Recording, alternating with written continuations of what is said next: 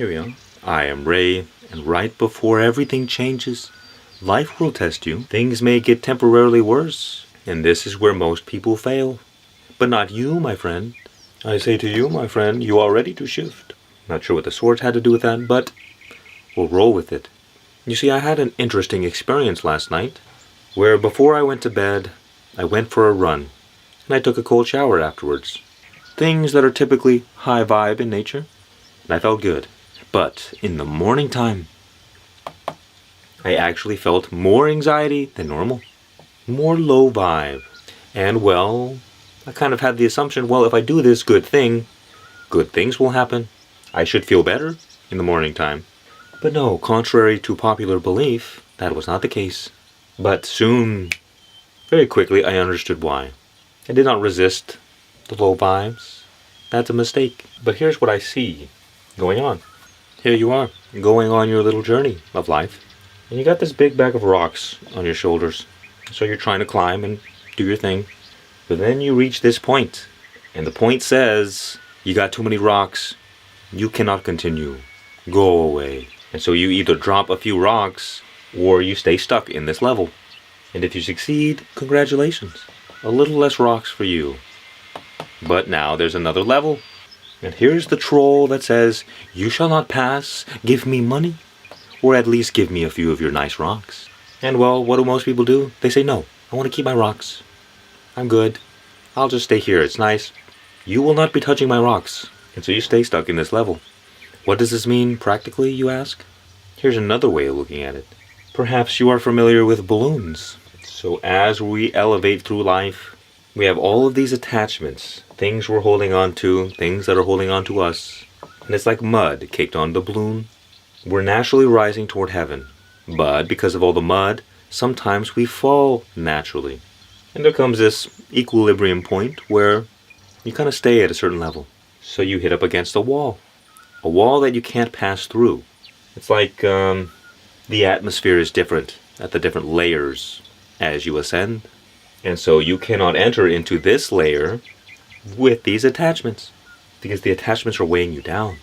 And so you will not break through until you let go. Terrifying, I know. Here you are. And there's a new version of you and there's an old version of you. And the old version of you doesn't get to come to your new life. I'm sorry. You will be banished. And so what happens is that as you try to move into your new life, old patterns will emerge. The old self gives you an offer and says, well, you can come back here and stay with me if you want. And sometimes that old version of you is not nice and it drags you down and it says, you're not going anywhere without me. Like a little crab pulling you back down into the bucket to be boiled. You see, attachments are like trauma. It's negative memory stored in the body. And so out of this memory, a construct is created. And that construct is your identity. And we have a whole bunch of different constructs at the same time. I think in psychology, this is called complexes. But there is an old construct that wants to survive. It's got some life in it. It's got some juice. And for you to move on means that this would have to die. So almost like a survival mechanism, that complex or that construct sometimes viciously sabotages you from everything you've been trying to do. Another way of looking at it is that there's a part of you that is afraid of moving into your new life. And that fear is what keeps you stuck. And that fear comes from trauma, from negative memory in the body. That is an attachment keeping you stuck. And the moment you cleanse that trauma, the moment you cleanse that negative memory, you elevate to your next level. Congratulations. And you see, the thing is, because there's memory, the old patterns are going to just show up so long as the memory is there. That is not what is bad. What is bad is how you react to the old patterns. Let's pretend, I know you're perfect, but let's say you have an addiction. And as you try to move into your new life and do better and live better, the addiction comes and just destroys everything. You have the choice to how much you will allow the addiction to ruin you. For instance, the old version of you may have ruminated on shame and guilt and fear. Oh, I'm such a bad person. I hate myself. Life sucks. But the new version of you, who indulged in the exact same addiction, might say, what is this trying to teach me?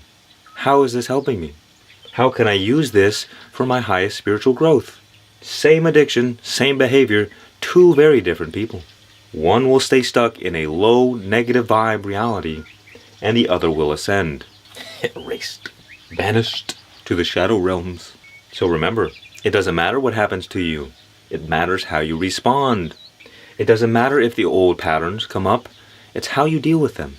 Because how you react with old patterns before you shift into your new reality determines to what degree you have changed. If you react to them positively and learn to deal with them, it's far easier to ascend.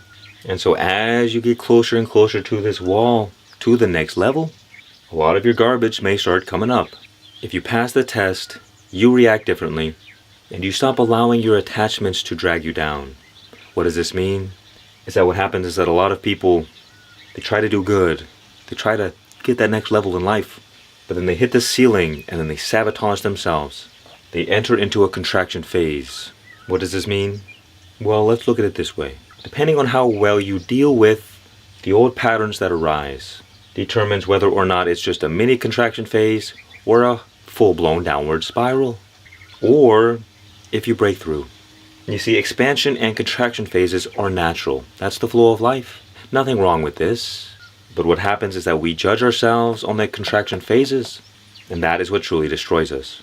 I don't know if you've ever been into stocks or cryptocurrency, but each crypto over its lifetime has a pattern like this, or it has a pattern like this.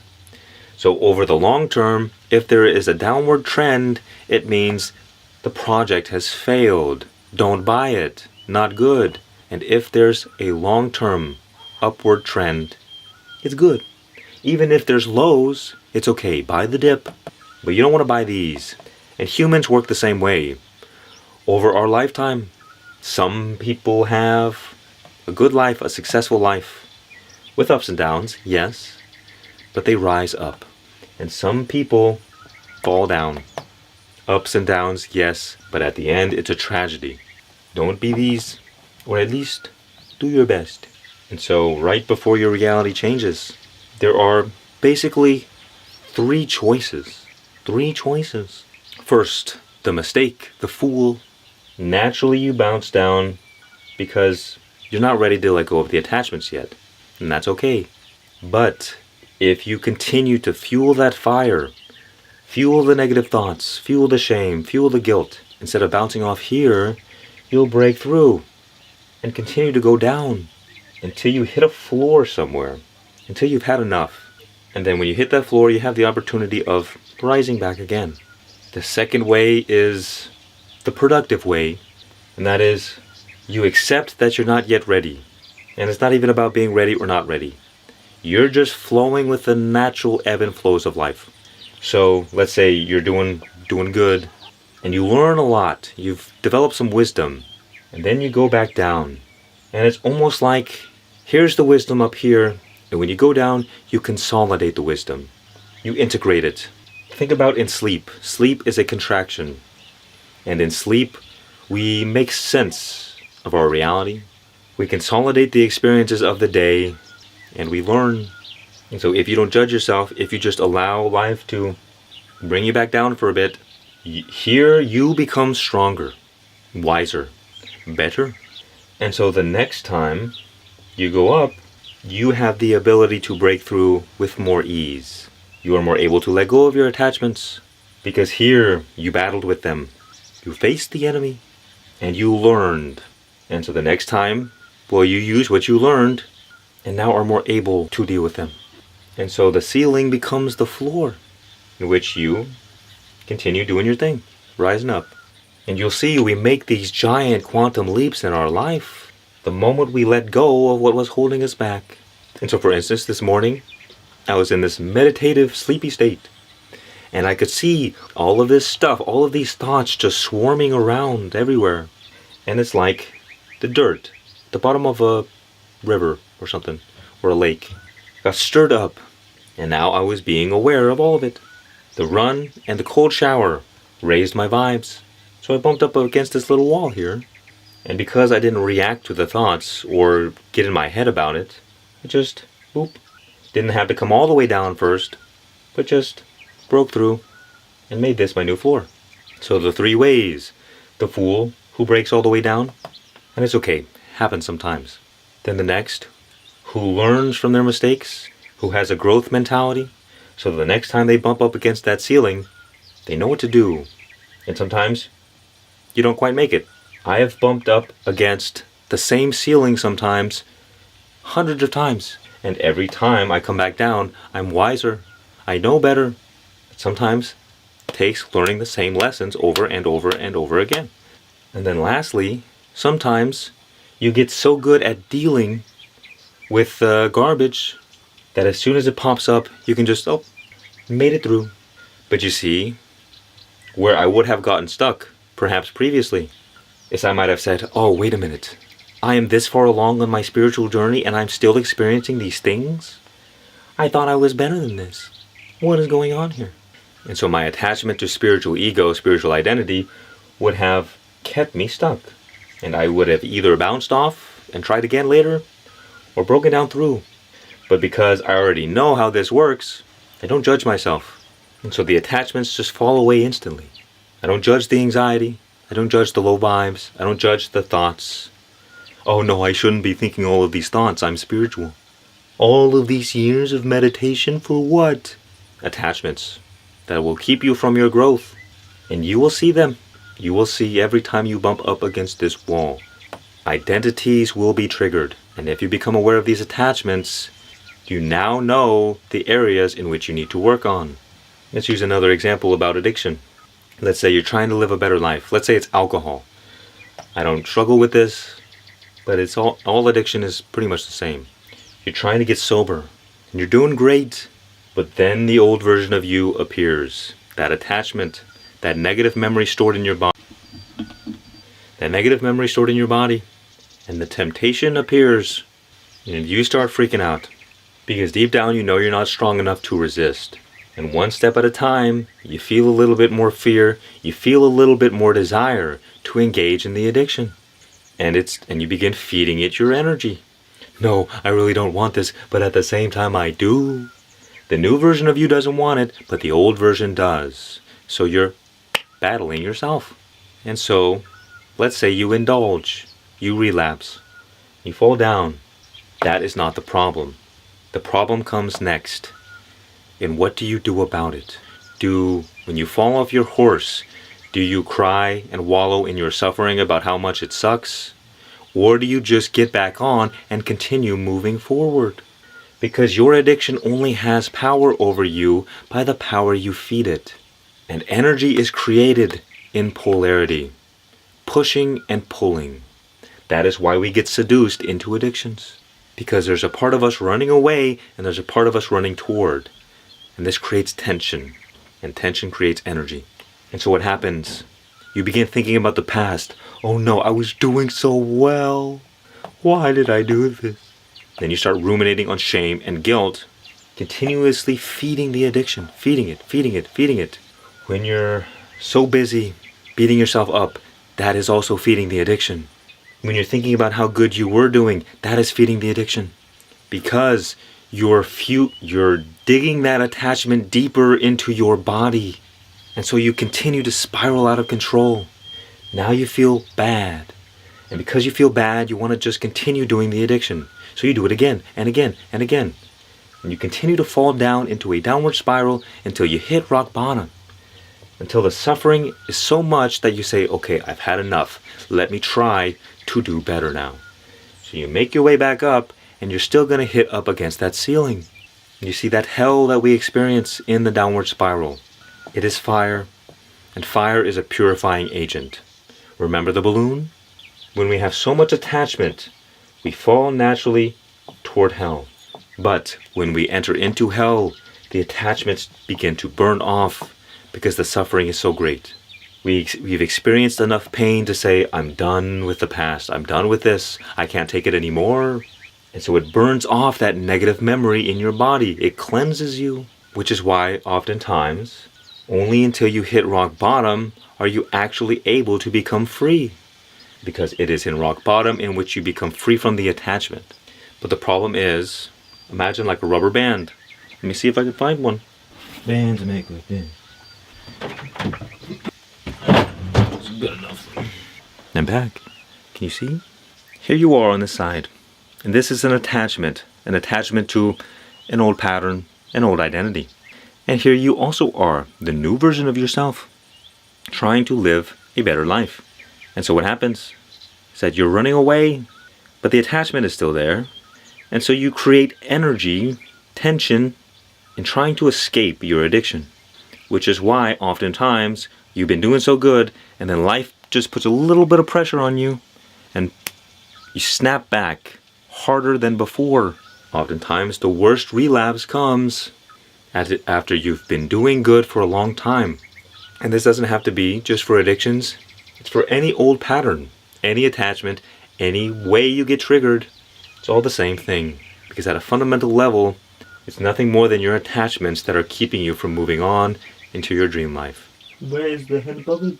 What did I do with it? He's gone. And my pen. But you don't have to find yourself in hell, my friend, in order to be free from the attachment. Same thing happens in crypto though. Just a side note. When the price falls down far enough, it hits this floor in which everybody wants to buy it up.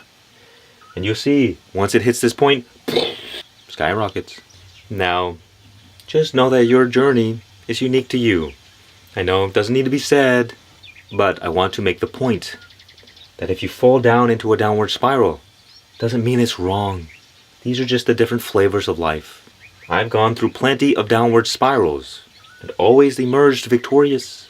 So don't think you just have to be so perfect. You don't. Enjoy your human experience. So let us take off years of your journey toward your best life. Whether that's becoming free from addictions, whether that's just letting go of old patterns. This is how you do it. So there's two basic elements of us.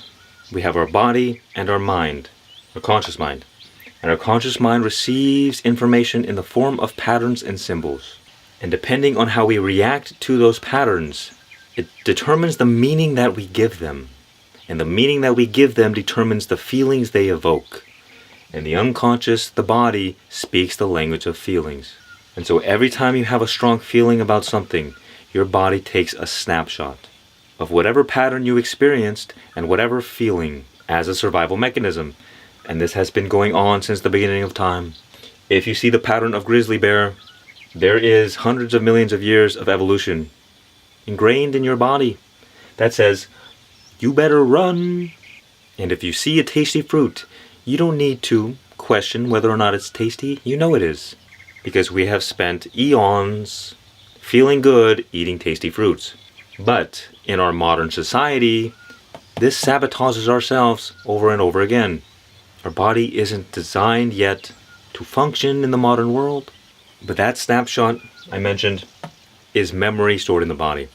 And all of those snapshots put together, it's called your unconscious identity. So you have the person you believe yourself to be, and the person and the thing that your body believes that you are. And this is the source of all self-sabotage. You have an unconscious identity, memory stored in your body, and you as the conscious mind want to go do something else. You want to be free from that identity. So imagine like you are riding a horse. The horse is the body, you are the rider. And so you want to go this way, but your horse says, no, I'm not going that way. We're going to survive. And the horse starts freaking out because the horse is traumatized. It experienced pain in the past, and so it wants to avoid that same pain in the future. And so I want you to think about it for a moment. What is an area in your life that you are struggling with, that is keeping you from the life you truly desire? Just think of one. I'm sure there are plenty. I'm telling you right now, if you understand this, you do not know how powerful you will become. Because, well, let's imagine an old western town, and a cowboy is running through the town with his horse. And people look at him and they think, what is this man doing? He doesn't seem very happy. He's actually freaking out a bit. And he's bouncing up on the horse, and the horse is just running like the wind. Somebody shouts out to him, where are you going, cowboy? And he says, wherever the horse takes me. People are living as a slave to their animal body. a slave to their instincts, a slave to their survival, a slave to their feelings. And until you learn how to ride this beast, it will continue fighting you your whole life. And that is why people stay stuck. But the moment you get the conscious and the unconscious on board, life becomes effortless. Because the unconscious is doing all the work. You're just guiding it, pointing it in the right direction. But if you think that you have to do all the work, you're placing this unbearable burden on this very limited state of consciousness. The unconscious has been doing its job since the beginning of time, hundreds and hundreds of millions of years, whereas our human conscious mind hasn't been around all that long. You let the body do all of the work for you. All you have to do is train it, point it in the right direction. A common example I love to use is money. You can attract effortless abundance into your life, but the only reason, if you're still broke, is because you've had more negative experiences with money than positive ones, which means you've had more negative feelings about money. And so your unconscious has painted an unfavorable picture of you. It's developed a negative relationship with money. And of course, your body doesn't understand a dollar bill. It understands survival. So this pattern, which is survival, when we react negatively to it, we program our unconscious mind to focus on lack and scarcity. It will hijack your attention and it will not allow you to live in a life of abundance. Because if you tell the unconscious mind that money is scarce, you worry about it, you feel bad about it, you look at your world and you see in your cupboards, no food, you imprint a negative memory. And so your body believes you to, and so in this case, your body would believe you to be like a scavenger, like a little mouse, or like living in a desert. And if you were to act in abundance in a desert, you would die. Because you would waste, you would be frivolous. So your unconscious will not allow you to do that. But your unconscious is blind. The horse doesn't know anything other than what you feed it, other than what you tell it. And you can reprogram anything you like. It is not biased. It is completely neutral. It accepts everything that you give it. Whatever you tell it, it says, okay, new programming. It's like the most advanced AI ever created. But you have to be good at putting in the right prompts. And you see, when people are living unconsciously, when they lack awareness, they don't realize all the ways they're creating their life. As Carl Jung said, unless you make the unconscious conscious, it will direct your life. And this is why.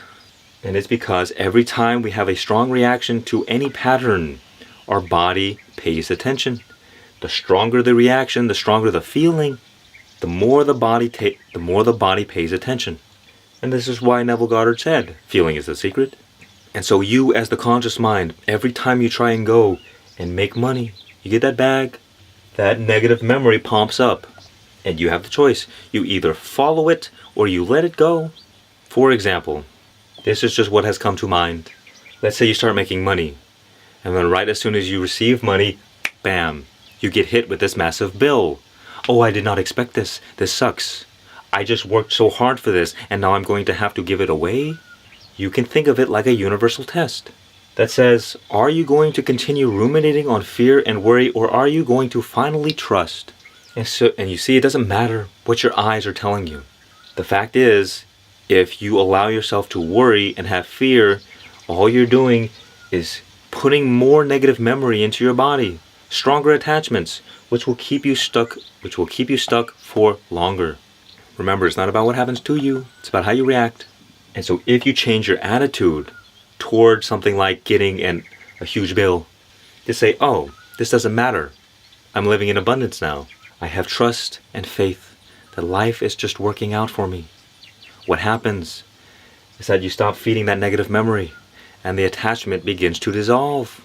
This is what I mean when you react differently to the trials and tribulations that come into your life, the old patterns. The worry comes up, the fear comes up, but then you say, no, not going down that way. The first key is you don't react. So when any problem arises that has to do with money in this case, if you practice non-reaction, you will neutralize the negative memory. Your body will begin thinking, oh, they don't have to worry about survival anymore. They're good. They're doing all right. All is well. and you'll start to worry less and less. But if you add positive affirmations on top of this, you reprogram your unconscious mind to say, oh, they're living in abundance now. And now your unconscious has a positive self-identity about you. You see, the thing is, there is infinite scarcity and infinite abundance happening all the time. They're both always present. But your unconscious will force you to focus on one or the other, depending on your unconscious identity, depending on that memory stored in your body. So you have more positive experiences with money by thinking more positively about it. And stop reacting to the negativity. Stop throwing gasoline on that fire. You start feeling better about it, and that is how you reprogram your unconscious mind. And then you will see money begins effortlessly entering into your life. Before, you had to struggle and struggle. Now you and the horse are going in the same direction. And so it's effortless. Your unconscious is doing all the work. You start getting new ideas for businesses or new paths to follow. People randomly reach out to you and say, oh, here's some money, for no reason. But you will not believe that is possible if you're living in lack and scarcity. If you continue to feed that negative memory. Let's use another one, health. If you have habitually worried about your health in the past, or have continued to reinforce this unconscious identity of, oh, I'm sick, I'm sick, I'm sick. You see this with people who get diagnosed. The moment they get diagnosed, they're done for. Because now they've claimed this illness. They say, okay, this is who I am now. And there are 3 categories of sick people. And each one has their own percentage of survival, of success. There's the hopeless, there's the fighter, and there's the faithful. The hopeless are the ones who say, oh, I'm done for, I'm dead. They just accept their fate. This is happening. There's nothing I can do. Done. Over. They almost certainly will not survive. Why? Because they have accepted a new identity of, I am a person who is dead. I'm done for. And so their unconscious will only focus on evidence that reaffirms that.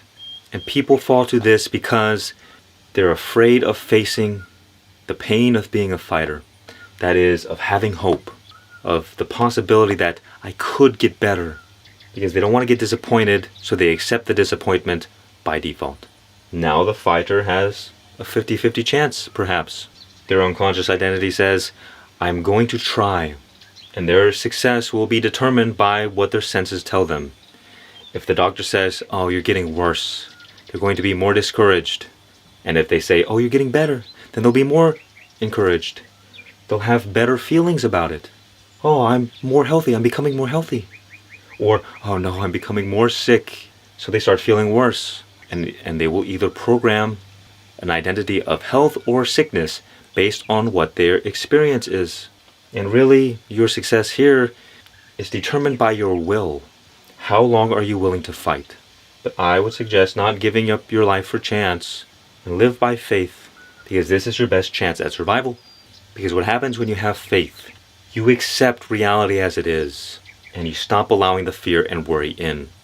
The fear and worry are toxic emotions which poison your body. And when you feel worse, you begin thinking worse. You create an environment in yourself that is not healthy. But when you have faith, you're not allowing all of this toxicity in your temple. You become not attached to failure or success. You're not attached to the pleasure of being healthy.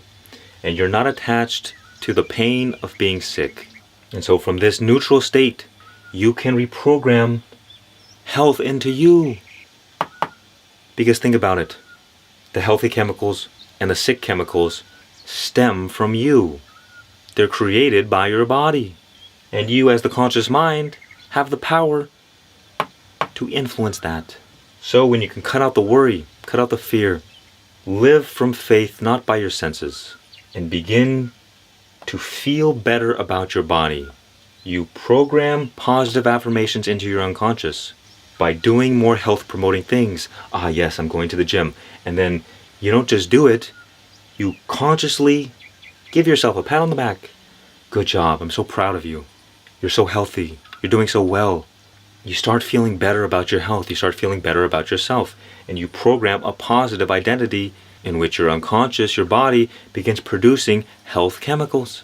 So you have the best chance of survival. But those who do not know their power have no power, and the price of ignorance is slavery and death. If you do not realize that you have the power to heal yourself, you will not do it. And so on your healing journey, you might bump up against that wall. You're rising up, you're doing good. And then you go to the doctors and they say, I'm sorry, you have not been doing good.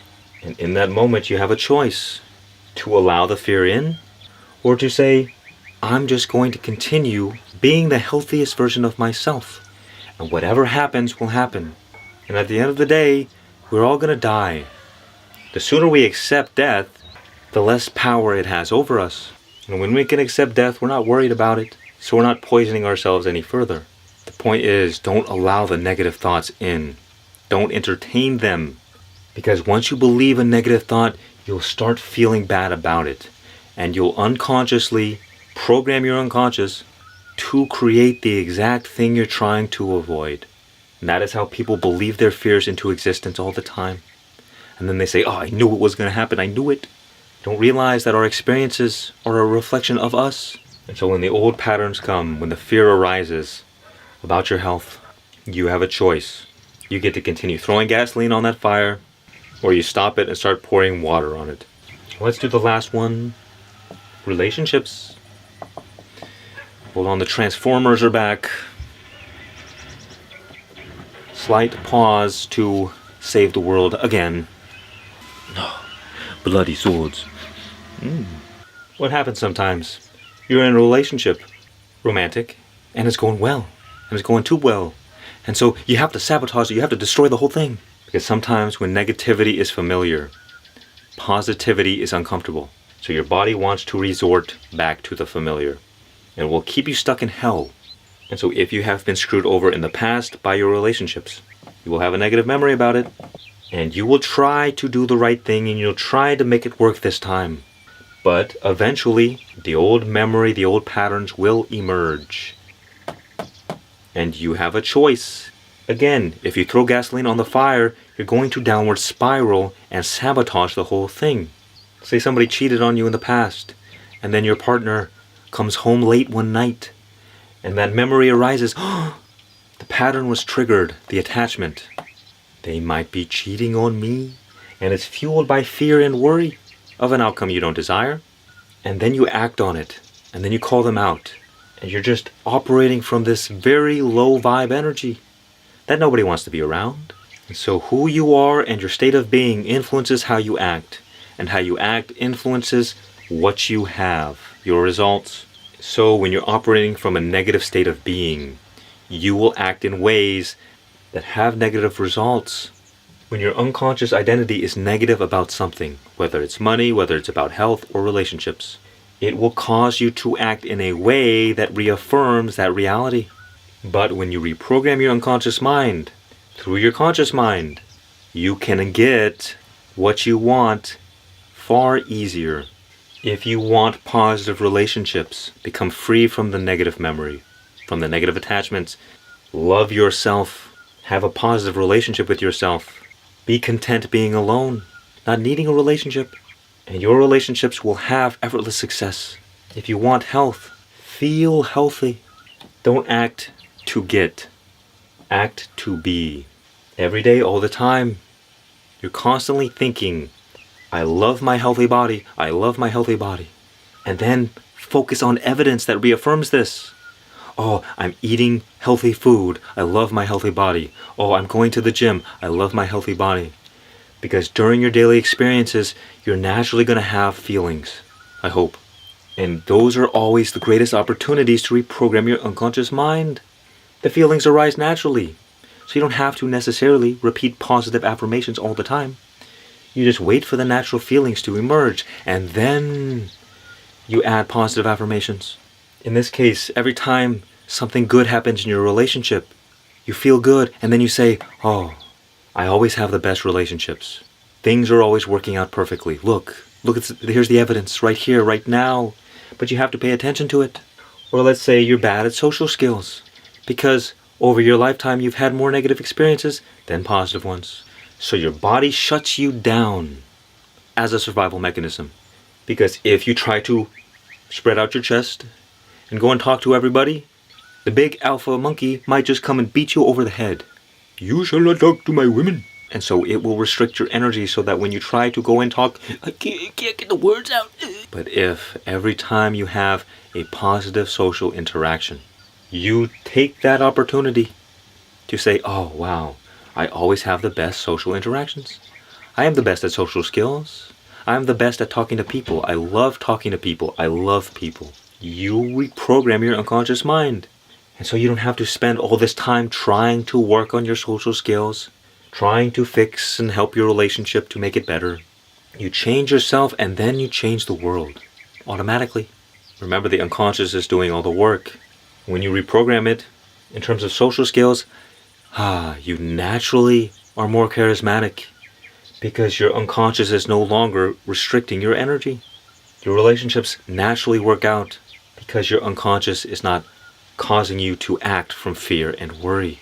You can easily become more healthy when you are free from an identity of sickness because your unconscious is not hijacking your attention to focus on all the ways that you are sick. Reaffirming that evidence. Oh, there's another reason I'm sick. Oh, here's another one. But instead, it begins hyper-focusing on all the ways you're healthy. And the process becomes more and more automatic. Eventually, the unconscious takes over, and you don't have to try to be healthy. You don't have to try to make your relationships work. You don't have to try to make money. You don't have to try to do anything. Because the unconscious is doing all of it. Conscious mind is manual. Manual mode. The unconscious is automatic. Our effort is in training this beast, not in trying to get what we want. That is the slave side of the equation. Because until you deal with the root of the problem, you'll always be struggling an uphill battle. So step by step, day by day, experience by experience, you change your life in a very short amount of time. You can even do it overnight. What I'm teaching you here is the long way. It's the certain way, but it's the natural way. In that you go through experiences, you seize the opportunity of good feelings, and use that as a moment to reaffirm the identity that you want. Whether it's health, relationships, social skills, money, doesn't matter. You hand over your money to the cashier and you start thinking, oh, I'm so grateful that I have money to spend. Wow, this is amazing. Every time you receive money, you don't just stop thinking about it and move on. You pay attention in that moment and say, oh, I love money. Look at this. Look how much abundance I am in. Think of your state of being as your point of attraction, meaning you always attract more of your current state. So if you're feeling good, you will attract more good things to feel about. If you're in abundance, you attract more abundance. And the only reason our state of being lowers is because we allow ourselves to ruminate on negative thoughts of fear and worry. The moment we believe the negative thoughts, we feel negative about it, and begin sabotaging ourselves. And so remember, every time you're about to enter into the next level of life, don't feed the old identity. Don't focus on the negative. Don't focus on the darkness. Don't focus on the mistake. Don't focus on the problem. Life is happening through the windshield mirror, not through the rear view. So you don't need to wrestle with your old self, your old patterns. Just keep your attention focused on the road, focused on where you're going. And that is all that matters. But if you want the quantum shift, I shall show you. If you do both of these techniques, well, it's not really a technique, it's just a way of living your life. What I'm about to show you is a technique. So here is a general outline, a map of reality, you could say. And here are our brainwave frequencies. So the thing is, there's this big wall in between the conscious and the unconscious. You have to break through the wall in order to get the message across. And you see, at the very source, there is God. Source? The source of creation. So this creative power is being filtered through us and being expressed out onto the world. So whatever information is in here that is getting filtered through this power and projected outward, that is why reality is a reflection of us. This is also the source of life itself. And so when you have negative information in here, life will manifest itself as negative. as a reflection of that negative memory. And so when we reprogram our unconscious mind, now there's new information in which this God power is being filtered. Think for a moment like a USB. Our body is like the casing, and the information is like the information. The data stored on the USB. And the God source is the electricity, the power going through. And so you're plugged in to reality. And so when the electricity flows through the USB into the computer simulation, that information gets expressed itself as a program in the simulation.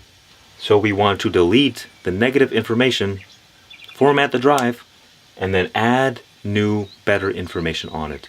That is how you consciously create your reality. Now, the thing is, feeling is a secret pattern. Now, if you don't know about brainwave frequencies, the lower our brainwaves go towards zero, the more we fall into unconsciousness, and that is deep sleep.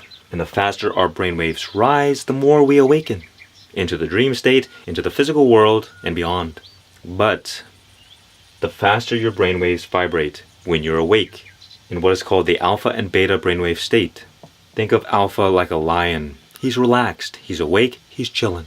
And think of the beta brainwave state like a gazelle. It's awake, but it's alert, and it's a little bit spazzy, hyper-focused. And then theta is a deep meditative state. The further you enter into alpha and beta, the stronger this wall becomes between the conscious and the unconscious. So you need a stronger and stronger feeling in order to penetrate it as you are awake. If there is no strong feeling, it's like a little person. You're knocking at the door. Hello, let me in. The person looks through the keyhole. I don't know you. Who are you? And go away. Doesn't open the door for you because you're a stranger. But when you work yourself up into an emotional state and pair that with a certain pattern, when the little person in your body opens, looks through the keyhole, it says, oh, yes, come on in. And that information is able to get through, reprogram your unconscious mind, and now the God power flows through it, and a new reality is created. But as you go slower into your brainwave frequencies, into a meditative state, into sleep, the boundary dissolves. So whatever affirmations that you push through that wall, they go through easy. The portal opens and you can effortlessly reprogram your unconscious mind. So the first things that you think in the morning and the last things that you think before bed are the things that are reprogramming your unconscious the most. They're having the biggest effect on your life. And this is why children, their brains are malleable. They can learn 2 or 3 languages because they don't have a strong conscious mind. So the boundary between the unconscious and the conscious, it's open all the time. They're always being imprinted upon by the information in their environment. They're passive learning. The conscious mind is active learning. The unconscious is passive learning. This is why most of our conditioning happens by the age of like 8. Because as our brains begin developing, they begin producing higher and higher brainwave states. And the wall becomes thicker and thicker until we stay stuck in our ways. That is why they say, a lot of people die at 27 and aren't buried until they're 70. Because the conscious mind is the person we believe ourselves to be. And so all of the things, all of the information that was conditioned in here gets locked away. And people don't know how to change it. So they stay stuck forever and ever and ever. But your ability to passively learn did not go away. It just got covered up by your conscious mind. So you have the same power to learn as children learn. You just have to do it differently. There's an extra step, and that is you learn in the theta state. This is when your brain is most malleable.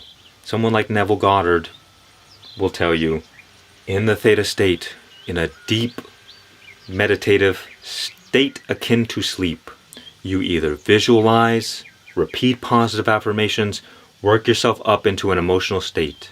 And when that boundary is dissolved and you have a strong emotion, that is instantly imprinted onto your unconscious and overwrites whatever garbage was there before. So when you're in a meditative state, you go in there with an intention. What aspect of my life do I want to change? Okay, I want money.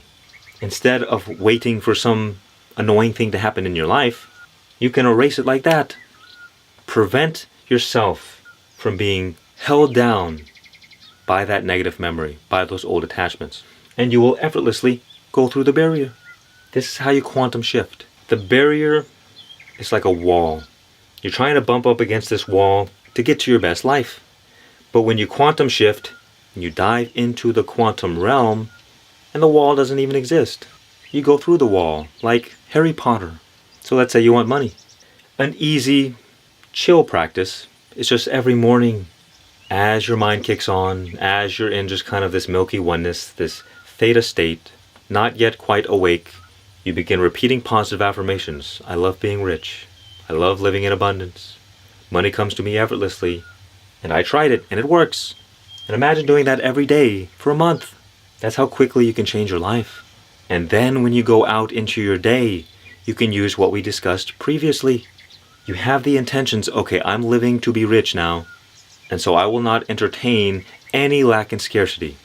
And you can do this for whatever pattern in your life is troubling you. But also, if you want to throw some jet fuel on this manifestation process. Now, I haven't done this that much, but it involves visualization. So what you do, you come up with an imaginal act, and you go into the theta state with that imaginal act. And the great thing is, your body doesn't know the difference between what is in your imagination and what is in the physical world. So instead of having to go out into your world and fix your problems and change your life and do all of this struggle, you can completely change your reality with your imagination alone, without ever needing to leave your house. Let me explain real quick about the consequences of not knowing your power. You can get a hardworking man, dedicated, spend his entire life, 40 years, doing hard labor, like working as a mechanic. And at the end of it, he may have a nice house, maybe a nice family, and a nice truck. And that's great and all. But it took 40 years of hard work. And the inner riches that you get from that, the character development, is worth far more. But that's beside the point. You can get a spoiled brat right out of high school, learn how to manifest, and in a year or two will have more money than that old man will have in his entire life. That is the power you have, and that is the price of ignorance. Slavery. Now, of course, the spoiled brat doesn't have the same character, but I'm sure most people would prefer, okay, let me just live a life I desire and not have to struggle so much. So when you take that visualization and you really dive into it, you sit with it, you see it, you'll begin feeling emotions about it. If you ever notice when you're thinking about something, your body begins physically reacting as if you were in that experience. A great example is that when you see someone doing something crazy like climbing a building freehand, you start to get a bit of anxiety. Oh, that's scary. Your body physically reacts as if it is actually happening. So in the theta state, you just rest in that visualization. That is a reflection of your desired outcome. And if you fall asleep in this state of the wish fulfilled, all it takes is once. Bam. Instantly reprogrammed your unconscious mind. Reality changed forever. Now, just be careful. Because as the conscious mind, you can imprint negative things onto your life. So you have to develop a bit of wisdom to know, okay, am I just trying to fulfill some ego gratification? Or is this my soul's purpose? Is this what I'm meant to do? And you can experiment. Test it out. See what works best for you. Because for me, visualization might not be the best, but I'm really good at being OCD about repeating positive affirmations. You develop your own way of being a creator. Let me know how it goes. I am Ray. Visit my cool store. Talk to me if you like, and join our community, where you can also talk to me and others. Much peace and many blessings, and remember, just be.